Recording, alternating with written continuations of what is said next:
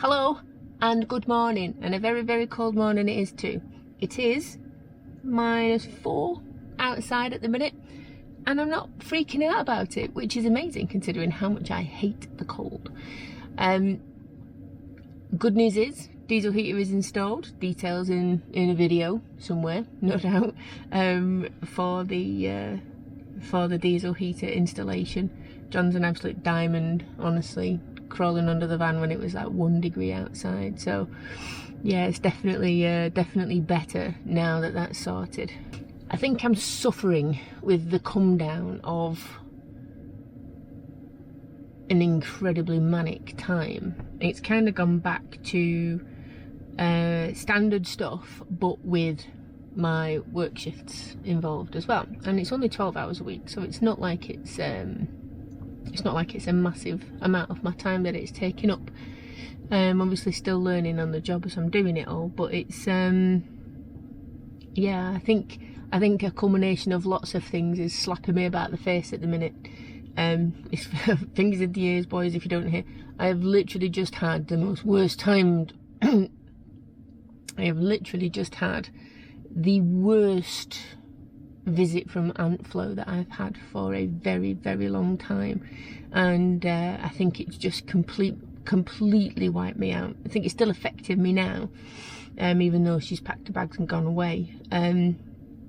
Yeah, it's not been fun, which in itself hasn't made me want to do things. And the biggest thing I find with myself is that if I have an opportunity to do something and I don't feel up to it, not don't feel like it, that's different, because I'll push myself if I just don't feel like it. But if I don't feel up to it, then I feel like I'm missing out like mad, and I'll be rehashing it all the time. Oh, you should have pushed yourself, you should have done this, you should have done this. So there's been a whole heap of that going on to help me get my head straight. You know, it's always, isn't it, there's like a chink in your armour, and then straight off the back of that, everything else comes and piles on top. I think I'm already going to miss the fact I'm not with our daughter and grandson for Christmas this year. It's all been planned that way. It's fine, I will see them, and hopefully we'll have another little Christmas once we get back down from Scotland again. But yeah, it's there's a lot of things, maybe a little bit of seasonal affective disorder, is that what it's called? That's sad. I used to have a light on my desk that helped me out with stuff like that when I was working from home, so it was definitely a little thing. But I think I've always had up and downy moods and mental healthy bits, but I think that comes with the ADHD groundwork, doesn't it? That's always one of the big things I think that is a significant bit with that. And you know, I sit and talk to my daughter, and all we keep saying is, how did we miss this? Imagine having this kind of information available like we have now, going back 20 years, let's say. Daughter's nearly 30, but say we go back 20 years, and there's all the things that I should have noticed with her being a kid. You know, not wanting to go into too many details, but she hates textures of things. She didn't like touching raw chicken if she was helping out in the kitchen. She didn't like yogurts with bits in because she didn't like the texture in her mouth. That, amongst lots of other things, it's all of these little bits that stand out most about how on earth are these things missed. I don't know. Chuck the menopause in on top of that, that gives you extra special anxiety. To go along with everything else, along with brain fog, which makes you anxious. You know, sometimes just I'll get an all over body itchy thing, normally straight out the shower, which is the weirdest thing. And I know that itchy skin and stuff like that is a major thing for menopause, and I'll have that, and then that'll be like, oh my goodness, but what if I've got like an illness? What if it's a rash? What if this, John, come and have a look at me back. I just need to calm the hell down, I think, is the thing. But when you've got so many things going on, it's hard to choose one to deal with, or it's hard to not let the tiny little things seem like they are humongous things. So it is a funny stage to be. I am so happy to be travelling, and it's been lovely so far. I've been talking to John, and he's fine picking the spots for now until I get to get a bit of brain space to figure it out. He's always very considerate, but he will tell me if there's something. Is like, do you want to go up here? By the way, there might not be this and there might not be that, or it might be a little bit more remote, or you might have to go down some tight roads to get there. I mean, I can drive this thing anywhere. I'm not worried about that at all. But I know that John knows that I'll worry more about it than I would do actually doing it. So it's been a good thing. He's been helping me so much stay as grounded as it can be. I think sometimes you get a thought and it goes round and round in your head, and it becomes absolutely massive because the only person that you're arguing with is yourself. And one thing I figured out over the years is how easy it is to convince yourself that something is the way it is. You know, it doesn't matter. Well, your brain is the biggest liar a lot of the times, especially when you're feeling anxious. It will lie to you like you wouldn't believe, make you think that things aren't quite as they seem. So the first thing you need to do is start like disproving that is in fact the truth. So all of this stuff that's coming, yeah, well, they wouldn't be saying that if it wasn't for this, would they? But it's all in your head. You can't argue with yourself. You can't, because you know, you come up with the best answers to convince yourself that whatever it is the best plan. The best thing is to say it out loud to somebody else, no matter how stupid it might make you feel.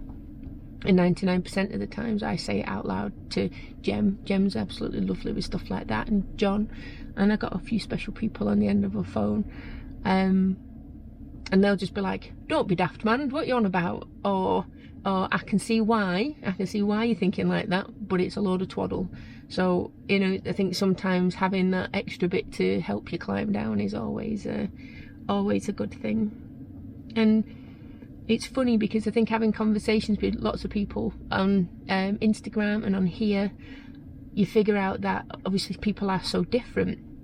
It still amazes me that there are people out there that have never had an anxious day in their lives, and I think it's wonderful. I think it's wonderful because they're the angels that people send to us to help us out, you know, the ones that are just like, what? No, because it just doesn't occur. You know, they are so mentally strong that it's wonderful. You still need to check on those peeps' mind, but yeah, it is so lovely. I found out the other day that John does not have an internal dialogue. He doesn't sit there and his mind, you know, he thinks about things if he's got things to think about, but his mind doesn't run away with him. There's nothing.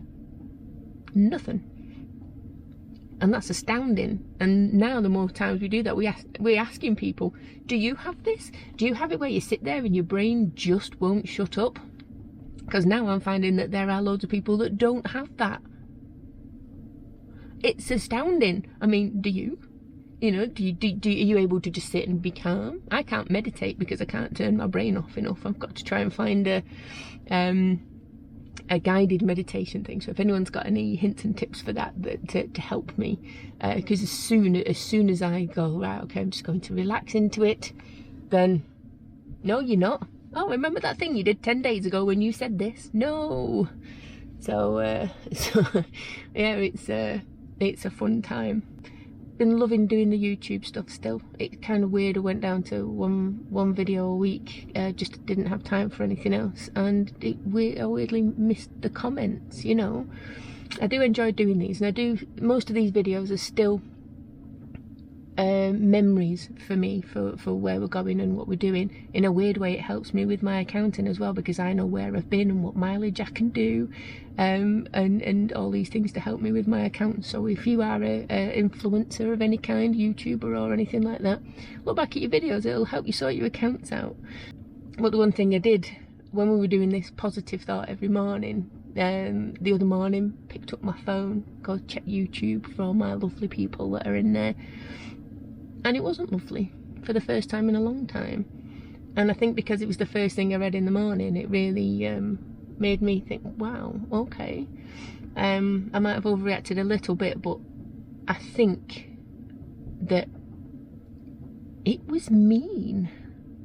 You know, the one thing that gets me, and this is an actual honest question, I asked this person this question and they didn't answer it, but why do people tell you when they're unsubscribing and then think that off the back of that they'll tell you exactly why they're unsubscribing, but not think to make it kind. And then when you pull them up on that, they were like, you just don't like opinions, you don't like people giving you their feedback. But to me, feedback isn't telling someone they're boring. Feedback isn't telling someone that everything you do doesn't excite them. I mean, I'm not doing it for anyone in particular apart from me. But to me, that's not feedback, that's being mean. If you're going to give feedback, then it's got to be one of those things. Is it kind? Is it necessary? Is it true? They're the three things to live by with all the things if you're going to do stuff like that. I mean, you wouldn't walk down the street, would you, and tell someone, by the way, your coat's disgusting, I hate it, why are you even wearing that thing? Or, have you just had your hair done? That's the worst haircut I've ever seen in my life. You'd never dream of doing that walking down the street. I mean, most of you might get punched in the face if you did. But why do people think it's one of those things, by the way, I'm unsubscribing because you're boring? Or a good one, I'm unsubscribing because your face has got so haggard I can't look at it anymore. You know, it's they don't bother me long term at all. I know I'm not for everybody. I know that everybody's not for me either. You know, I know all of this already. It just comes as a bit of a shock when you read it, when you're just used to reading like really nice comments. But the thought behind it, I don't know. I can't make any sense of it because it is so against anything that I would do. I would not sit there and tell somebody if I thought they were boring, because that's my opinion. There may be many people that watch them and see that they're not boring.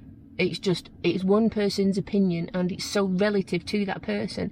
How can they think that that's like feedback in some way? I don't know.